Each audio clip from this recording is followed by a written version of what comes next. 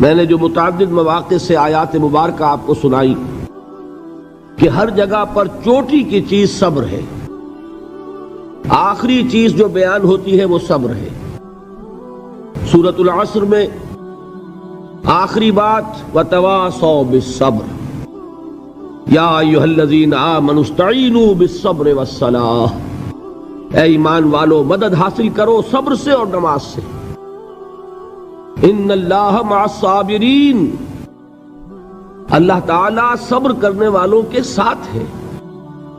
اور پھر آگے چل کر وبشر الصابرین الذین اذا اصابتهم مصیبۃ قالوا انا للہ وانا الیہ راجعون، اے نبی بشارت دیجئے، خوشخبری دیجئے ان صبر کرنے والوں کو کہ جن پر جب بھی کوئی تکلیف یا مصیبت نازل ہوتی ہے تو کہتے ہیں کہ ہم اللہ ہی کے ہیں اور اللہ ہی کی طرف ہمیں لوٹ جانا ہے۔ صبر کا مفہوم ہے اپنے آپ کو تھامنا، روکنا، برداشت کرنا، تحمل کرنا، اور جو بھی اپنا ایک طے شدہ مقصد ہے کسی بھی مخالفت سے بددل ہوئے بغیر، کسی بھی تکلیف یا مصیبت سے ہراساں ہوئے بغیر اس کی طرف پیش قدمی کیے چلے جانا۔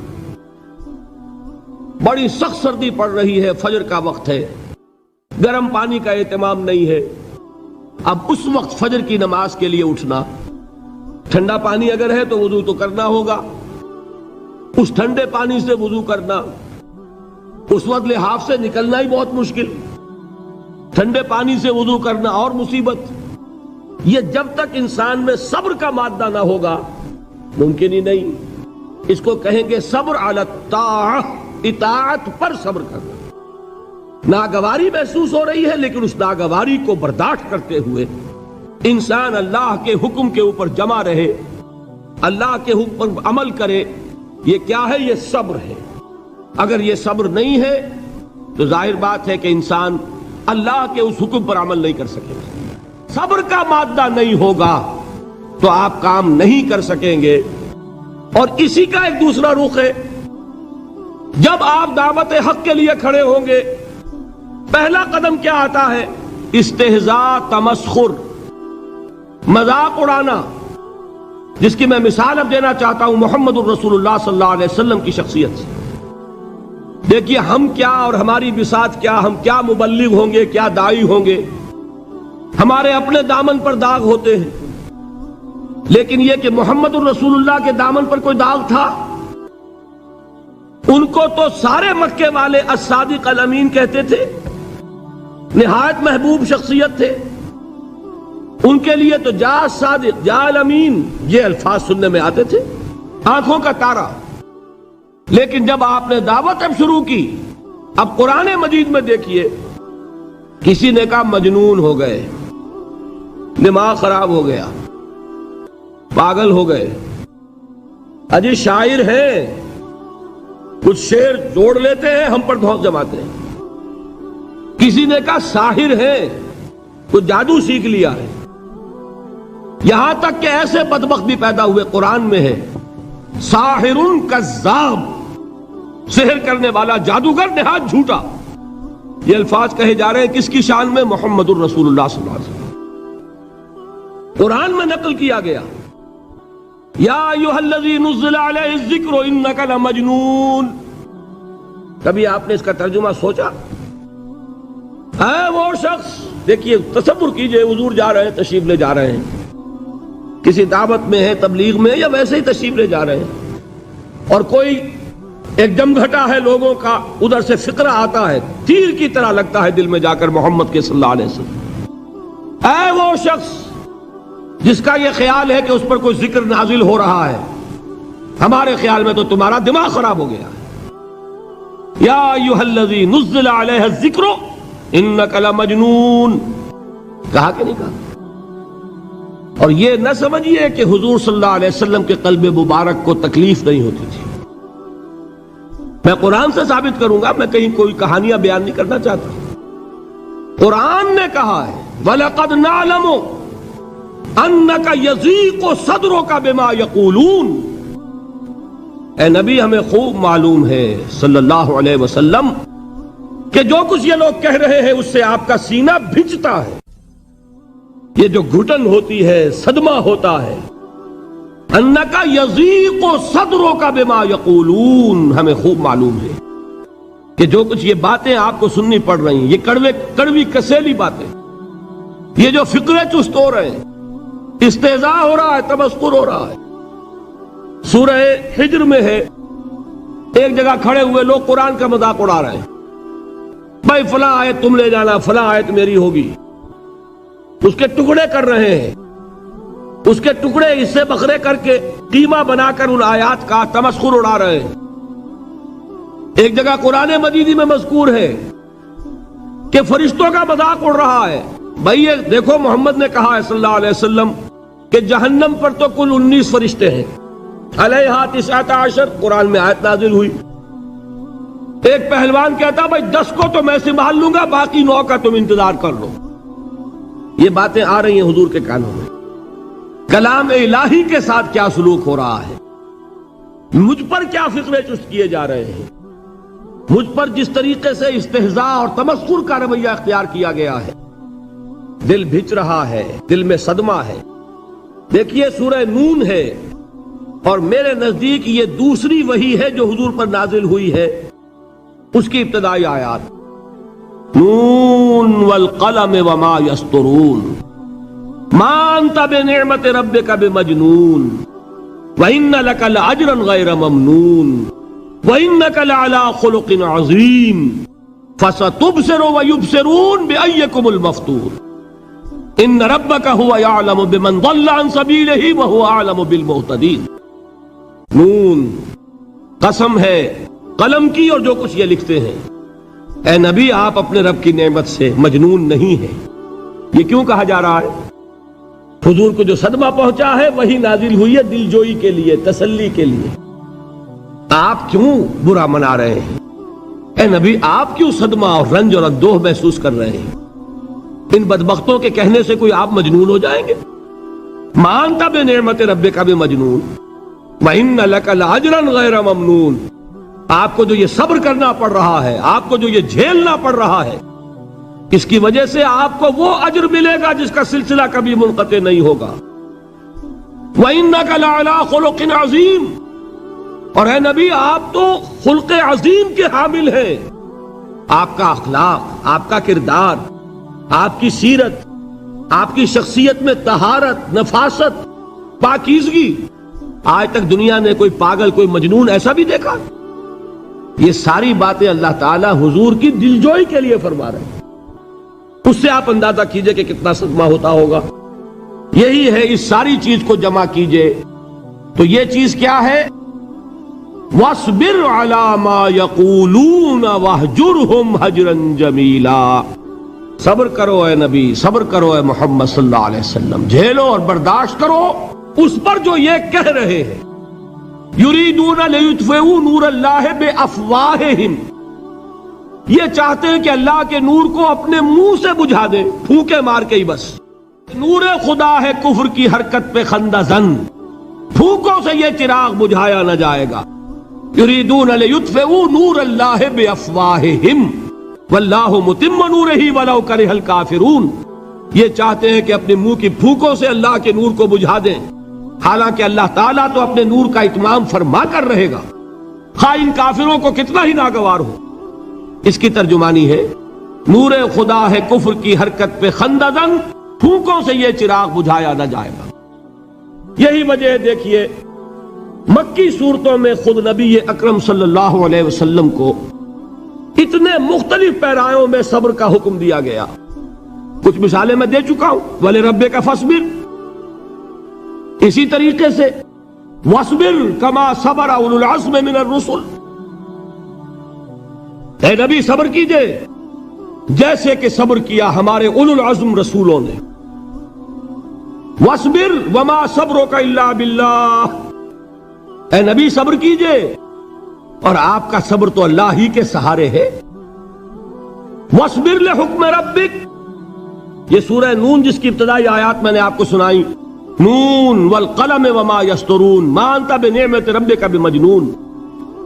اس کا اختتام کیا ہوتا ہے؟ وَاصْبِرْ لِحُکْمِ رَبِّكَ وَلَا تَكُنْ كَصَاحِبِ الْحُوتِ اِذْ نَادَىٰ وَهُوَ مَكْظُومٌ. اے نبی صبر کیجئے اپنے رب کے فیصلے کا، انتظار کیجئے اور اس مچھلی والے کے مانند نہ ہو جائیے. مچھلی والا کون؟ حضرت یونس علیہ السلام. مچھلی والے نے اپنے دینی حمیت اور غیرت جو تھی اس کی وجہ سے اللہ کے حکم کا انتظار نہیں کیا، اپنی قوم کو چھوڑ کر چل دیے. نبی کا، رسول کا یہ معاملہ ہوتا ہے. جیسے کہ آپ کو معلوم ہے کوئی افسر ہے کسی حکومت کا، وہ اپنی پلیس آف ڈیوٹی کو نہیں چھوڑ سکتا. He must stick to his place of duty. بڑے افسرز کے لیے تو یہ بہت بہت اہم بات ہے. تو اے رسول، جہاں آپ کو ہم نے تعینات کیا ہے آپ وہاں سے ہل نہیں سکتے کہ ذرا مخالفت ہوئی، لوگوں نے فقرے چست کیے اور آپ کہیں اور چل دیے. دفع ہوئیے، یہ بات نہیں سننا چاہتے، میں کسی اور کو سناؤں گا. ہو سکتا ہے نا؟ ہم تو کرتے ہیں نا یہ، اس لیے کہ ہمیں تو اللہ نے کہیں تعینات تو نہیں کیا نا.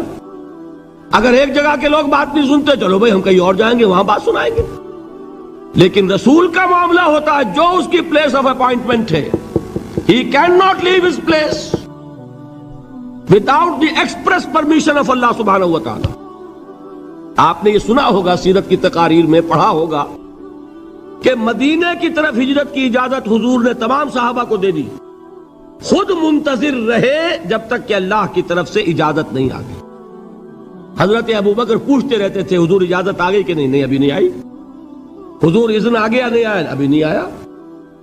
حبشہ کی طرف سب کو بھیج دیا، اجازت دے دی جو جانا چاہے چلا جائے.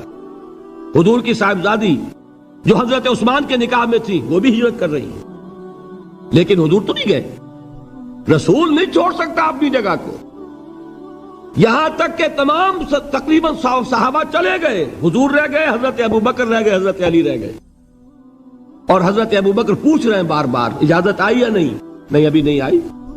حضرت عائشہ نے واقعہ بیان کیا کہ ایک روز اچانک دوپہر کے وقت ہم نے دیکھا کہ حضور نے اپنے پورے جسم کو ڈھانپا ہوا ہے، چہرے کو بھی کپڑے میں ڈھانکا ہوا ہے اور تشریف لا رہے ہیں.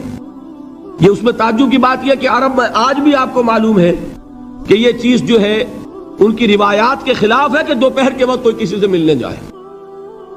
یہ وقت جو ہے قیلولے کا ہے، آرام کا ہے. تو این ٹھیک دوپہر کے وقت تشریف لائے حضور. آپ نے آ کے حضرت ابوبکر سے فرمایا کہ اجازت آ گئی ہے. حضرت ابوبکر نے بہت خوش ہو کر ایک بات کہی، حضور میں نے 2 اونٹنیاں تیار کی ہوئی ہیں. یعنی اب آپ وہ تو سوچتے تھے نا شاباش ملے گی کہ میں نے تیاری کی ہوئی ہے. میں نے 2 اونٹنیوں کو خوب کھلا پلا کے فربا کیا ہوا ہے، بڑی توانا ہے تاکہ ہم تیزی کے ساتھ سفر کر سکیں. حضور نے توقف کیا، فرمایا ہاں ٹھیک ہے، 1 اونٹنی میں استعمال کروں گا لیکن میں اس کی قیمت ادا کروں گا. حضرت ابوبکر کی آنکھوں میں آنسو آ گئے. روتے ہوئے کہا حضور مجھ سے یہ مغایرت، کیا یہ جان اور مال کسی اور کے لیے ہے؟ آپ مجھ سے بھی کہہ رہے ہیں میری اونٹنی جو ہے وہ بھی بلا معاوضہ آپ قبول نہیں فرما رہے. یہ ہے محمد الرسول اللہ کی غیرت اور حمیت کا معاملہ. اب دیکھیے ایک بات عجیب ہے، یہ ربط اپنے ذہن میں رکھیے. اللہ تو صبر کی تلقین کر رہا ہے اپنے رسول کو، اور رسول یہی تلقین کر رہے ہیں اپنے صحابہ کو. صبر کرو، جھیلو، برداشت کرو، ہاتھ مت اٹھانا، کوئی جوابی کارروائی نہیں ہوگی، بلکہ اپنے اوپر جھیلو جو کچھ جھیلنا ہے، ڈٹے رہو، پیچھے مت ہٹنا، یہ صبر ہے. لیکن ہاتھ اٹھانے کی اجازت نہیں. چنانچہ اب ذرا چشم تصور سے دیکھیے، ابو جہل اس نے جو بدترین روش اختیار کی، وہ ایک خاندان تھا حضرت یاسر، ان کی اہلیہ حضرت سمیہ اور ان کے فرزند حضرت عمار رضی اللہ تعالی عنہم. یہ غلام نہیں تھے، حضرت سمیہ تو کنیز تھیں لیکن یاسر غلام نہیں تھے. ان کی کہانی یہ ہے، واقعہ یہ ہے کہ یہ بہت نیک آدمی تھے. یاسر یمن کے باشندے، انہیں کو خواب میں بشارت ہوئی کہ نبی کا ظہور ہونے والا ہے مکے میں، جاؤ شاید ان کے قدموں تک پہنچ جاؤ۔ یہ یمن سے ترک وطن کر کے مکے آ گئے۔ ابو جہل کا ایک چچا تھا، بہت شریف النفس انسان، اس کے ساتھ معاہدہ کیا حلیف بن کر، اور وہ مکے میں رہنے لگے۔ اس لیے کہ یہ نوٹ کر لیجئے، مکہ اس وقت ایک قبیلے کا شہر تھا، صرف قریش۔ یا قرشی رہ سکتا تھا وہاں، یا قرشی کا حلیف، کہ اگر تو کسی قرشی نے آپ کو امان دی ہوئی ہے تو آپ رہ سکتے ہیں مکے میں، ورنہ نہیں۔ یا تیسرے قرشی کا غلام، غلام تو ملکیت ہی ہے اس کی، جیسے بھیڑ بکری ہے کسی قرشی کی، اسی طرح اس کے غلام ہے۔ یہ تین کیٹیگریز تھی انسانوں کی مکے میں۔ اسی کو نوٹ کیجئے کہ جو بیچارے غلام تھے وہ سب سے زیادہ ستائے گئے، اس لیے کہ غلاموں کے تو حقوق ہی کوئی نہیں تھے۔ بلال غلام تھے، ابو فقی غلام تھے، زنیرہ ایک کنیز تھی، ان کو جو ماریں پڑی ہیں اس کا آپ کو معلوم ہے۔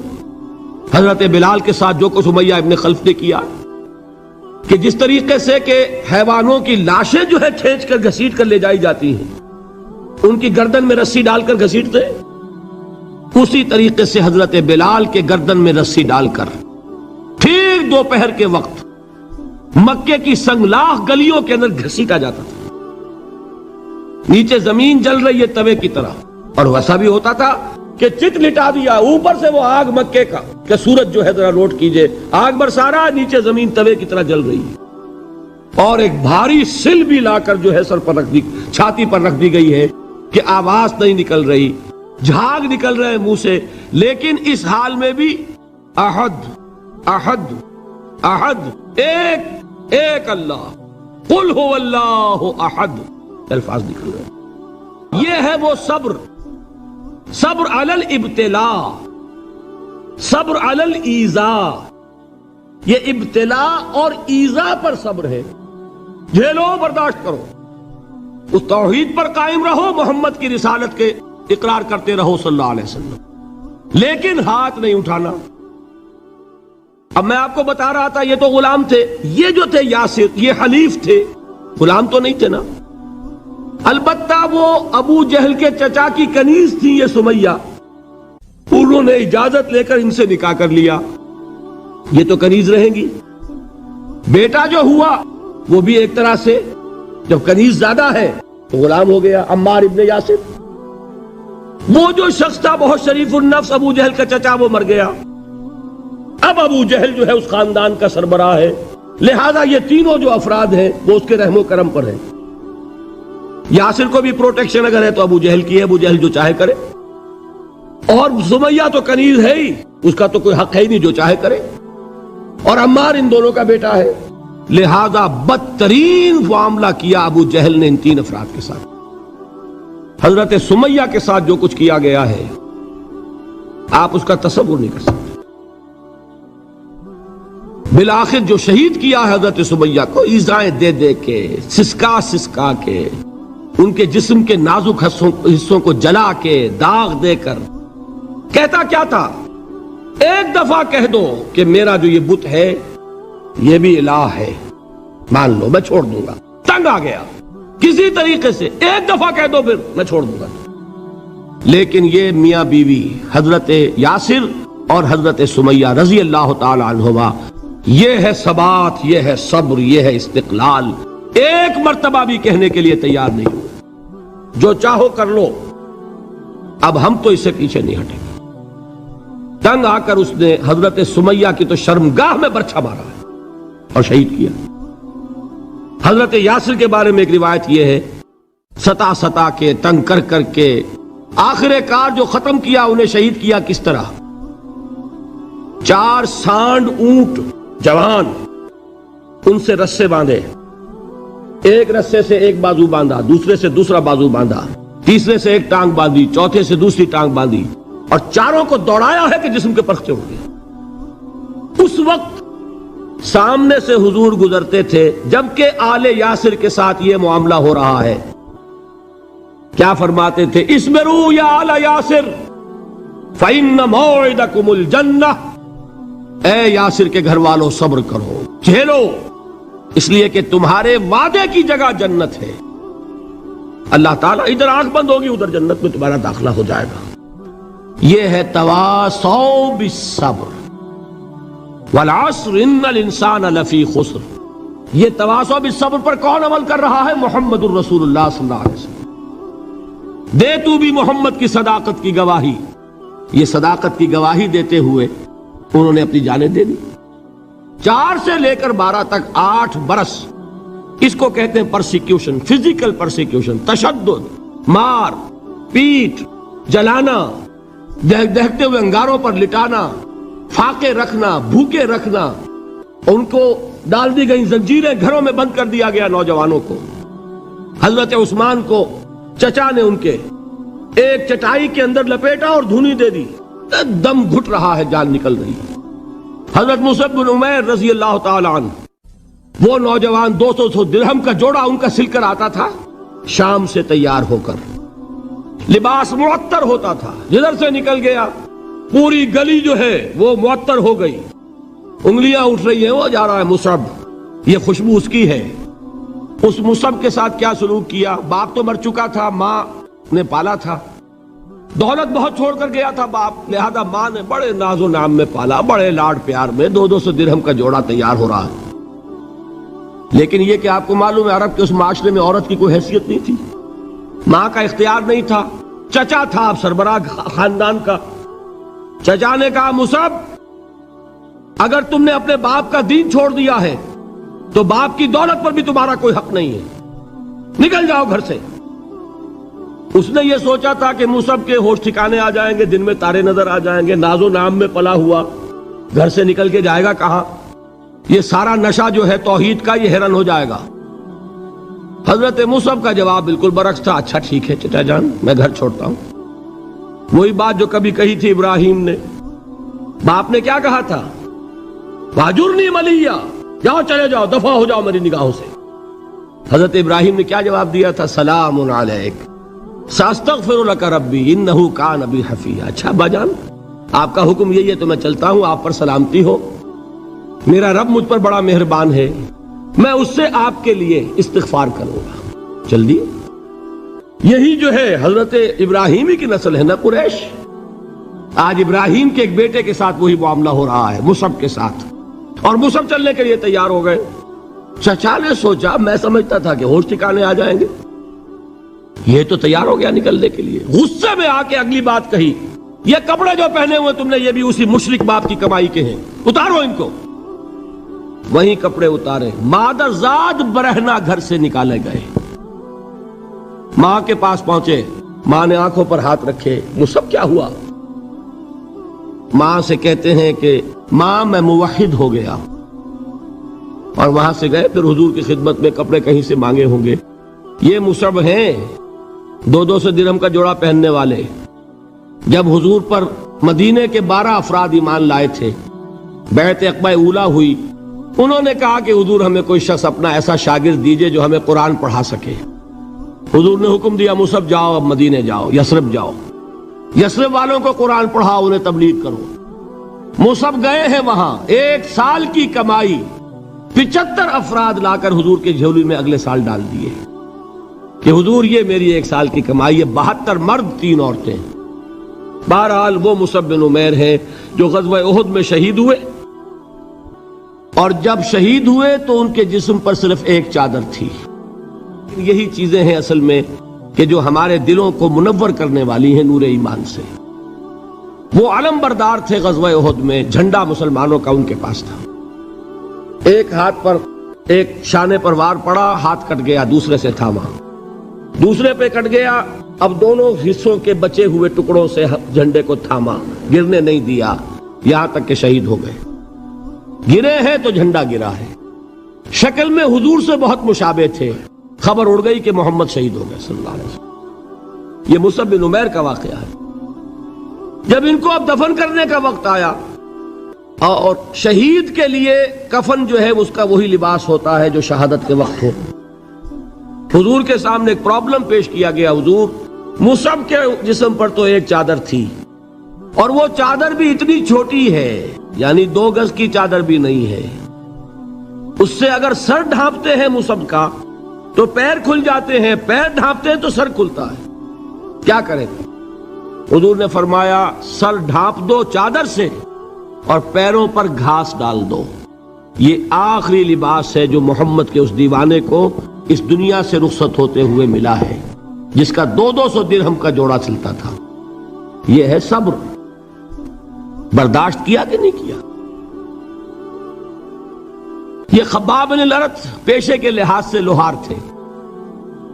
سوچئے ایک زندہ انسان کو دہتے ہوئے انگاروں پر لٹایا جا رہا ہے، ان انگاروں سے کھال جلی، کمر کی چربی پگھلی، اس پگھلنے والی چربی سے وہ انگارے ٹھنڈے پڑے۔ یہ سب کچھ جھیل رہا ایک شخص۔ سوچنے والوں نے سوچا نہیں ہوگا کیا جرم تھا ان کا، تو بڑا شریف آدمی ہے، بہت اچھا کاریگر ہے، وقت پر کام دیتا ہے، مناسب اجرت لیتا ہے، یہ کیا ہوا؟ یہ کوئی جرم نہیں، جرم صرف ایک ہے، ایک اللہ کو مانتا ہے اور محمد کے دامن سے وابستہ ہے صلی اللہ علیہ وسلم۔ فاستعینوا بالصبر والصلاۃ، مدد حاصل کرو کس سے؟ صبر سے اور نماز سے۔ ان اللہ مع الصابرین، جان لو کہ اللہ تعالیٰ صبر کرنے والوں کے ساتھ ہے۔ ولا تقولوا لمن يقتل في سبيل الله اموات، اور ہرگز نہ کہو اسے جو اللہ کی راہ میں قتل ہو جائے کہ وہ مردہ ہے۔ بل احیاء ولکن لا تشعرون، نہیں، وہ زندہ ہے لیکن تمہیں ان کا شعور نہیں ہے۔ اور سنیے اب یہ آیت اہم ترین ہے صبر کے موضوع پر۔ وَلَنَبْلُوَنَّكُمْ بِشَيْءٍ مِّنَ الْخَوْفِ وَالْجُوعِ وَنَقْصٍ مِّنَ الْأَمْوَالِ وَالْأَنفُسِ وَالثَّمَرَاتِ وَبَشِّرِ الصَّابِرِينَ، اور دیکھو ہم تمہیں آزمائیں گے۔ وَلَنَبْلُوَنَّكُمْ، ہم لازماً آزمائیں گے تمہیں، بِشَيْءٍ مِّنَ الْخَوْفِ، خوف کی کیفیت طاری کر کے، والجوع، بھوک، فقر اور فاقہ، ونقص من الاموال، مالی نقصان، والانفس، جانی نقصان، والثمرات، اور ثمرات، پھلوں اور میووں کا نقصان۔ میرے نزدیک یہاں پر ثمرات کا مفہوم ایک اور بھی ہے۔ ایک تو صاف تھا کھجور کی فصل تیار ہے، غزوہ تبوک جانے کا حکم مل گیا، کون اتارے گا؟ اور کھجور وقت پر اتری نہیں، برباد ہو جائے گی۔ یہ ہو رہا ہے نا میووں کا نقصان۔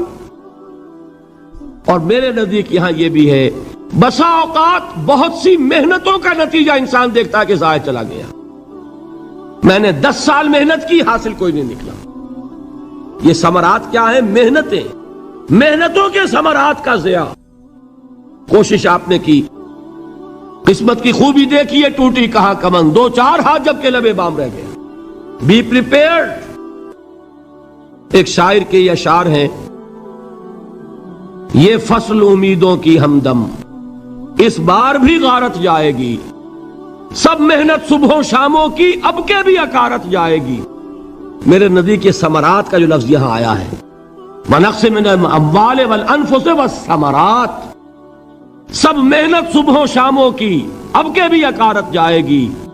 دھرتی کے کونوں کھدروں میں پھر اپنے لہو کی کھاد بھرو، پھر مٹی سینچو اشکوں سے، پھر اگلی رت کی فکر کرو، پھر اگلی رت کی فکر کرو، جب پھر ایک بار اجڑنا ہے۔ ایک فصل پکی تو بھر پایا، تب تک تو یہی کچھ کرنا ہے۔ ایک مقصد ہے سامنے، انقلاب برپا کرنا ہے۔ ایک کوشش ناکام ہو جائے کوئی پرواہ نہیں، نیکسٹ، پھر تیار رہو ناکامی کے لیے۔ ایسا نہ ہو جو انگریزی میں کہتے ہیں hope for the best but be prepared for the worst. ایسا نہ ہو کہ دوسری مرتبہ ناکام ہو کے بددل ہو جاؤ، تمہاری ہمتیں جواب دے جائیں، نہیں، پہلے سے تیار رہو کہ دوسری مرتبہ بھی ناکامی آئے تو آئے، لیکن جب تک کہ کامیابی حاصل نہیں ہوتی ہمیں یہ کام کیے چلے جانا ہے۔ دیکھیے سیرت میں آیا کہ نہیں یہ واقعہ؟ بدر میں مسلمانوں کو فتح ہوئی تو احد میں زک پہنچی کہ نہیں؟ 70 صحابہ شہید ہوئے کہ نہیں؟ اگر ان کی ہمتیں جواب دے جاتی تو گاڑی کیسے چلتی آگے؟ تو فرمایا وَلَنَبْلُوَنَّكُمْ بِشَيْءٍ مِّنَ الْخَوْفِ وَالْجُوعِ وَنَقْصٍ مِّنَ الْأَمْوَالِ وَالْأَنفُسِ وَالثَّمَرَاتِ، ہم تمہیں لازماً آزمائیں گے خوف کی کیفیت سے، فقر و فاقے کی کیفیت سے، بھوک سے، جان کے نقصان سے، مال کے نقصان سے، محنتوں کے حاصل کے ضائع ہو جانے سے۔ وَبَشِّرِ الصَّابِرِينَ، اور اے نبی بشارت دیجئے صبر کرنے والوں کو۔ الَّذِينَ إِذَا أَصَابَتْهُمْ مُصِيبَةٌ، وہ کہ جب ان پر کوئی تکلیف آئے، کوئی مصیبت آئے، کوئی آزمائش آئے، قَالُوا إِنَّا لِلَّهِ وَإِنَّا إِلَيْهِ رَاجِعُونَ، وہ یہ کہیں کہ ہم اللہ ہی کے ہیں، اللہ ہی کی طرف لوٹ جانا ہے۔ یہ وہی انداز ہے جو میں نے فارسی کا شعر سنایا تھا آپ کو کہ سرے تسلیم خم ہے جو مزاج یار میں آئے۔ وہ ہمارا مولا ہے، ہمارا آقا ہے، اگر اسے یہی منظور ہے تو ہمیں بھی یہی منظور ہے۔ میں نے تسلیم و رضا کی بات کی تھی نا، آپ کو کچھ شعر سنائے تھے، ایک شعر اور سنیے، اور یہ کس کا ہے؟ محمد علی جوہر کا۔ ایک مرتبہ جیل گئے، ان کی ایک بیٹی جوان بیمار ہوئی، فوت ہو گئی، باہر چھوڑا انگریز نے، جاؤ بھائی دفن کر دو بیٹی کو۔ دوسری مرتبہ جیل گئے، دوسری جوان بیٹی اسی مرض میں مبتلا ہوئی۔ اب یہ جیل میں ہے، خبر پہنچی کہ دوسری بیٹی کے اوپر بھی اسی مرض کا حملہ ہوا ہے۔ ایک نظم لکھی ہے جس کا آخری شعر یہ ہے، تیری صحت ہمیں منظور ہے لیکن اس کو نہیں منظور تو پھر ہم کو بھی منظور نہیں۔ یہ ہے، جب تک یہ کیفیت نہ ہو اس میدان میں آدمی ثابت قدم نہیں رہ سکتا کہ میرے رب کو اگر یہ منظور ہے تو یہی مجھے منظور ہے، اور تیری صحت ہمیں چاہیے تو ضرور، لیکن ہمارے رب کو منظور نہیں تو ہمیں بھی منظور۔ راضی برضائے رب۔ وَبَشِّرِ الصَّابِرِينَ الَّذِينَ إِذَا أَصَابَتْهُمْ مُصِيبَةٌ قَالُوا إِنَّا لِلَّهِ وَإِنَّا إِلَيْهِ رَاجِعُونَ۔ نہ شود نصیب دشمن کے شود ہلاک تیغت، سر دوستہ سلامت کے تو خنجر آزمائی۔ اولئک علیہم صلوات من ربہم ورحمہ، یہی ہیں وہ لوگ جن پر ان کے رب کی طرف سے عنایتیں ہیں اور رحمتیں ہیں۔ وَأُولَئِكَ هُمُ الْمُهْتَدُونَ، اور یہی ہیں وہ لوگ جو کامیاب ہونے والے ہیں، ہدایت پانے والے، ہدایت یافتہ۔ وَالصَّابِرِينَ فِي الْبَأْسَاءِ وَالضَّرَّاءِ وَحِينَ الْبَأْسِ، اور صبر کرنے والے، اصل نیکی ان کی ہے، جسمانی تکلیفوں میں صبر کرنے والے، فقر اور فاقے میں صبر کرنے والے، اور جنگ کے وقت صبر کرنے والے۔ اولئک الذین صدقوا واولئک هم المتقون، یہ ہیں وہ لوگ جو صبر کرنے والے ہیں، یہ ہیں جو سچے ہیں، جو اپنے دعوے میں نیکی کے اور ایمان کے صادق ہیں، اور یہی وہ لوگ ہیں جو متقی۔ اللہ تعالیٰ نے کیسے کیسے مسلمانوں سے کہا، مسلمانوں تمہیں زک پہنچی ہے تو انہیں بھی تو پہنچی تھی، ان کے 70 نہیں مارے گئے تھے بدر میں، ان کے حوصلے جو ہیں وہ تو پست نہیں ہوئے، وہ اگلے سال آ گئے تم پر چڑھائی کر کے۔ تم کیوں اتنا برا مان رہے ہو؟ تمہارے دل اتنے زخمی کیوں ہو گئے؟ تمہیں تکلیف پہنچتی ہے تو انہیں بھی پہنچتی ہے۔ اپنی غیرت جو ہے ہمیں ذرا اس کا جائزہ لینا چاہیے۔ لوگ باطل نظریات کے لیے کتنی قربانیاں دے رہے ہیں، لوگ باطل چیزوں کے فروغ کے لیے کتنی محنتیں کر رہے ہیں۔ جیسا کہ میں نے ابھی کہا تھا، اسی غیرت کو چیلنج کرنے کے لیے، ذرا آپ کی حمیت دینی کو جوش دلانے کے لیے، قادیانی نوجوان کتنی تعداد میں اپنے آپ کو دین کے لیے وقف کرتا ہے، اور آپ کتنے نوجوان ہیں جو اپنے آپ کو دین کے لیے وقف کر دیں،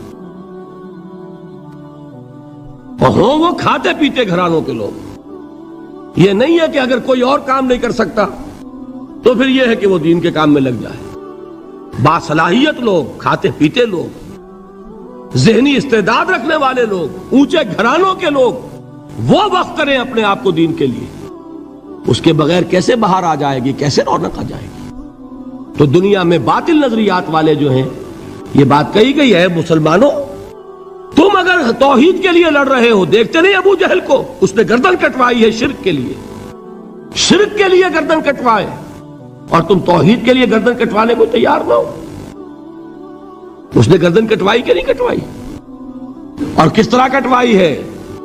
کیونکہ بڑا متکبر قسم کا، فرعون قسم کا شخص تھا، جب گردن کاٹنے لگے تو کہتا ہے ذرا نیچے سے کاٹنا، تاکہ جب تم نیزے کے اوپر چڑھاؤ میری میرے سر کو تو اونچا نظر آئے معلوم ہو سردار کا سر ہے.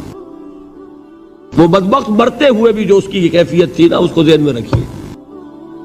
تو یہ اس لوگوں نے قربانیاں دی، جانیں دی. تو فرمایا اگر تم ان سے زیادہ قربانی نہیں دو گے، یہ نوٹ کر لیجئے اس کو، مجرد اگر حق کو غالب کرنا اللہ کے ذمے ہو تو آنے واحد میں غالب کر دے گا، تمہیں تکلیف ہی دینے کی ضرورت نہیں. سمجھ رہے؟ کیا اللہ کے مقابلے میں کوئی باطل کی طاقت ٹھہر سکتی ہے؟ یہ تمہارے ایمان کا امتحان ہے، یہ تمہارے خلوص کی آزمائش ہے، یہ تمہارے امتحان کا ثبوت درکار ہے کہ اللہ تعالیٰ دیکھنا چاہتا ہے تم اس کے لیے اپنی جانیں قربان کرنے کو تیار ہو کہ نہیں، تم اس کے لیے تن من دھن لگانے کو تیار ہو کہ نہیں. اور یہ جان لو کہ اگر کفار اور مشرکین اور ملحدین اور باطل نظریات والے وہ جو کچھ قربانیاں اپنے باطل نظریات کے لیے دے رہے ہیں ان سے زیادہ اگر تم نہیں دو گے تو حق غالب نہیں ہوگا. انہوں نے جو صبر کیا ہے اپنے باطل نظریات پر، اگر تم اس سے زیادہ صبر کا ثبوت نہیں دو گے اپنے اس حق پر تو حق غالب نہیں ہوگا. اس لیے فرمایا یا ایھا الذین آمنوا اصبروا وصابروا. نہ صرف یہ کہ صبر کرو بلکہ صبر میں اپنے دشمنوں سے آگے نکلو، ان کے صبر سے بڑھ کر صبر کرو. ورابطوا، مرابطہ کہتے ہیں چوکس رہنا، ہوشیار، پہرا دو. ایسا نہ ہو کہ دشمن جو ہے غفلت میں تمہارے اوپر کوئی حملہ جو ہے کر بیٹھے. واتقوا اللہ، اور اللہ کا تقوی اختیار کرو، لعلکم تفلحون، تاکہ تم فلاح پاؤ. یہ ہے حضرات تواصوا بالصبر. میں نے عرض کیا تھا ہر جگہ پر آپ کو چوٹی کی بات صبر ملے گا. آیت الکرسی، آیت البر جو میں نے آپ کو سنائی آخر میں والصابرین فی الباساء والضراء وحین الباس. حامیم السجدہ وما یلقاها الا الذین صبروا وما یلقاها الا ذو حظ عظیم.